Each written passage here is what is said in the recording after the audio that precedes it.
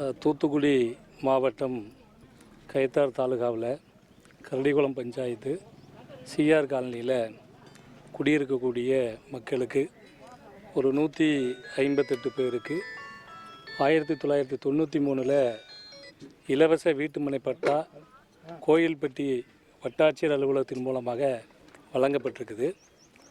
அந்த நிலத்தில் அந்த மக்கள் குடியேறுவதற்காக பல்வேறு முயற்சி செய்தால் அதில் வருவாய்த்துறை பட்டா வழங்கியது கணக்கில் பழைய பட்டாதாரர்களுடைய பெயர் இருப்பதனால அந்த நபர்கள் இலவச மனைப்பட்டா வாங்கிய மக்களை அந்த இடத்திற்குள் வரவிடாமல் தடுப்பதற்காக பல்வேறு முயற்சி என்பது செய்து கொண்டிருக்கிறார்கள். இன்றைக்கு மார்க்சிஸ்ட் கம்யூனிஸ்ட் கட்சியின் சார்பில் அந்த இடத்துல அந்த பட்டாதாரர்களை குடியேறக்கூடிய வகையில் குடிசை அமைத்து குடியேறக்கூடிய நிகழ்ச்சி என்பது நடந்தது. அந்த நிகழ்வை ஒட்டி வட்டாட்சியர் காவல்துறையினுடைய அதிகாரிகளுடைய பேச்சுவார்த்தை நடத்தி இப்போ பிற்பகல் 1 மணி அளவில் வட்டாட்சியர் அலுவலகத்தில் பேச்சுவார்த்தை என்பது நடைபெற இருக்கிறது. அந்த பேச்சுவார்த்தையில் முறையாக இந்த மக்களுக்கு பட்டா வழங்குவதற்கு நடவடிக்கை எடுக்கப்படும் என்று வட்டாட்சியர் வாக்குறுதி கொடுத்த அடிப்படையில் அந்த பேச்சுவார்த்தைக்கு நாங்கள் செல்கிறோம். ஆகவே அதுக்கு ஒரு கால அவகாசம் வட்டாட்சியர் கேட்டிருக்கிறாரு.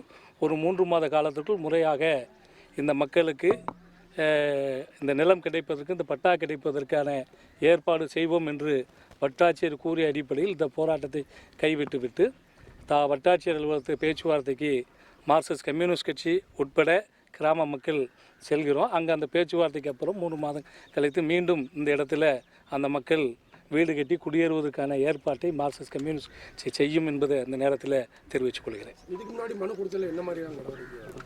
இதுவரைக்கும் அப்படி நடவடிக்கை எடுக்காதனால தான் நாம் இப்படி குடியேற வேண்டிய நிலைமை என்பது வந்துச்சு அப்படிங்கிறது. தேர்தலை ஒட்டி நாம் ஒரு 2 மாதத்துக்கு முன்பு ஒரு போராட்டத்தை இங்கே சிஆர் காலனியில் வச்சு நடத்தினோம். அந்த போராட்டத்துக்கு நடவடிக்கை எடுக்கணும்னு சொல்லி தேர்தல் பணி நடக்கக்கூடிய நேரத்தில் நீங்கள் விசாரணைக்கு வரணும், உங்களுடைய ஆவணத்தை கொண்டு வர வேண்டும் என்று ஆர்டிஓ அலுவலகத்திலிருந்து மனு அனுப்பிக்கிட்டு இருந்தாங்க.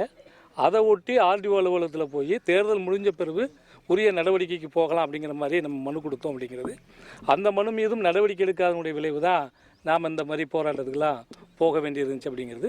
இதில் இப்போது கிட்டத்தட்ட 158 பட்டாதாரர்களில் குறைஞ்சபட்சம் ஒரு 100க்கும் மேற்பட்ட பட்டாதாரர்கள் இந்த போராட்டத்தில் கலந்துக்கிட்டு இருக்கிறாங்க அப்படிங்கிறது. இது ஒரு நீண்ட காலமாக ஒரு 30 ஆண்டு காலமாக இந்த இஷ்யூ நடந்துக்கிட்டு இருக்குது அப்படிங்கிறது. தனி நபர்கள் ஆக்கிரமிப்பை அப்புறப்படுத்தி இந்த மக்களுக்கு பட்டாவை வழங்க வேண்டும் அப்படிங்கிறது. இன்றைக்கி என்ன மாதிரியான போராட்டம்? இன்றைக்கி அதான் குடியேறக்கூடிய போராட்டம் செட்டு போட்டு நம்ம இடத்த இது நமக்கு பட்டா கொடுத்தாச்சு. 93 பட்டா கொடுத்த இடத்த இப்போ என் பேரில் இருக்குதுன்னு சொன்னால் அது எப்படி சரியாக இருக்க முடியுங்கிறதுல தான் நம்ம இடம் அப்படிங்கிறத உறுதிப்படுத்துவதற்கான போராட்டமாகத்தான் இந்த போராட்டத்தை நடத்தணும் அப்படிங்கிறது.